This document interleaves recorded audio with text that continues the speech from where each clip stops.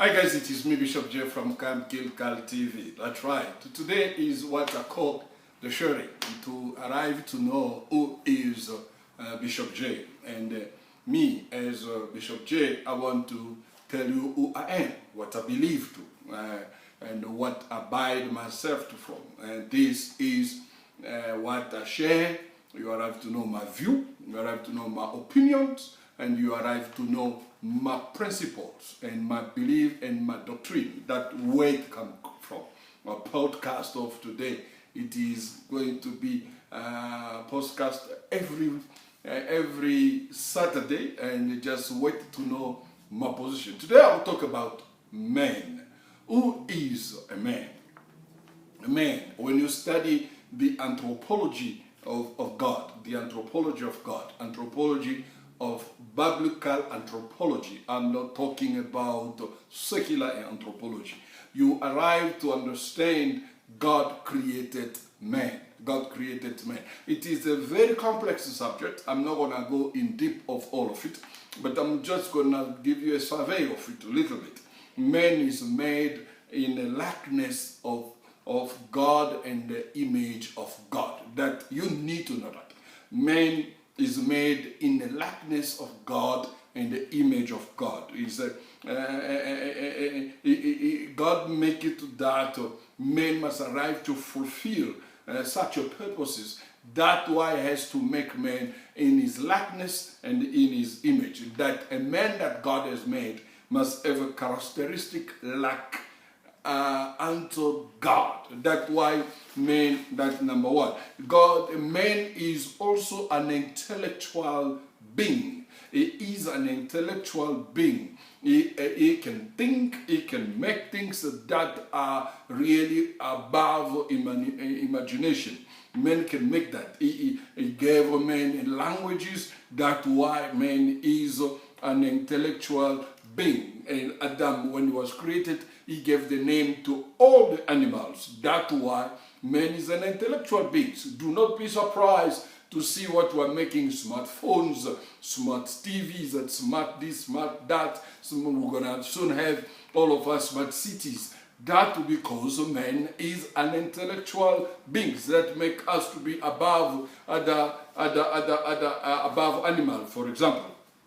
Because we are an intellectual beings. Man is a moral beings. And moral beings. Men have a power of discerning between right and wrong actions. Because man is a moral beings. Moral beings. We have a power to discern what is right and what is wrong. Because we have that. And that's why God put in us what I call a conscience. A conscience. You can lie the people that are before you, but you will never lie your own conscience. When you are talking nonsense or liars, people that are listening to you, you can fool them, but your conscience will tell you and will give you a red light that you are telling not the truth. That's why man is a moral being. Man is a free being. Man is a free being.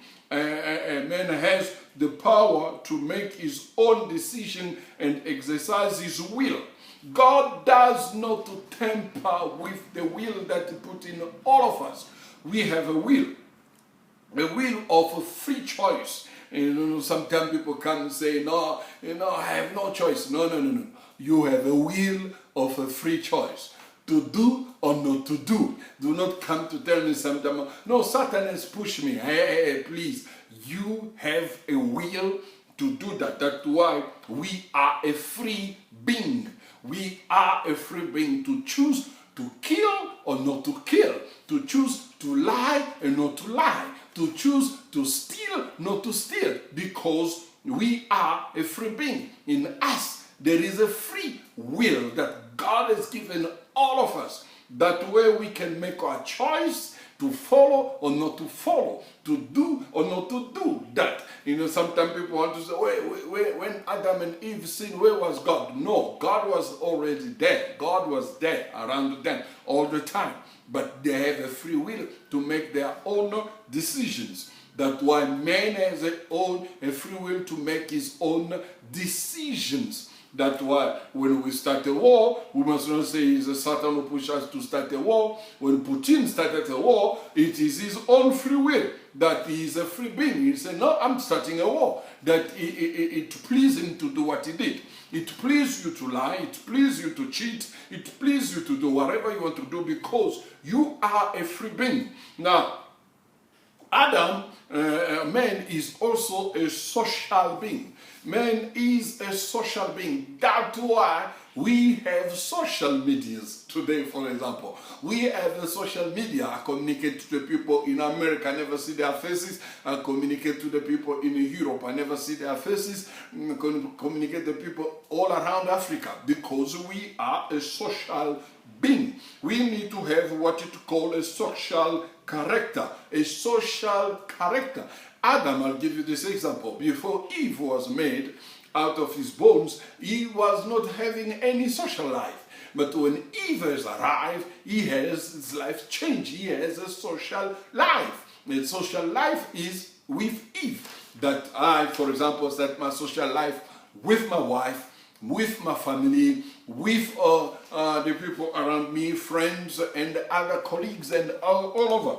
That we are a social being. We are a social being. Man is a responsible beings. Man is a responsible being. Even though the Bible says to us to multiply, even though the Bible says to us to be fruitful in that Genesis chapter 1 verse 28, but we must be responsible. Responsible, for example, you don't need to have children for sake of having children if you cannot take care of them.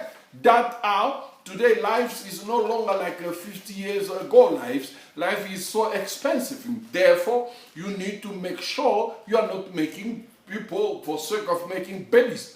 That you must be a responsible being. We are responsible being. That's why we need to take care of all our things that are around us. That, I want to tell you another position of man.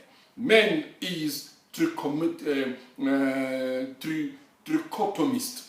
I am a trichotomist. Why trichotomist? I believe men have three parts. Man has a soul, man has a spirit, man has a body. A body that is physical. We can touch it, we can see it. You cannot see the soul because it's invisible. It's invisible. That way you have your emotions. That way you have all the sorrow time, the joy time that is in your soul.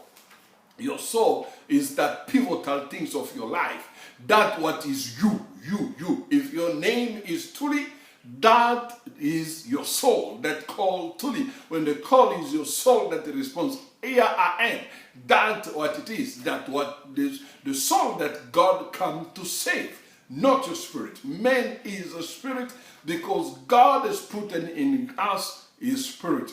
The spirit that does not belong to us. When God decided he will take his spirit away and the physical body died.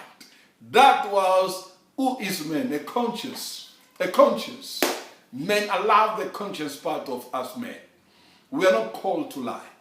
That's why I always say to myself, when I was young, I was always in a trouble. I want to give you this testimony before I switch off my video.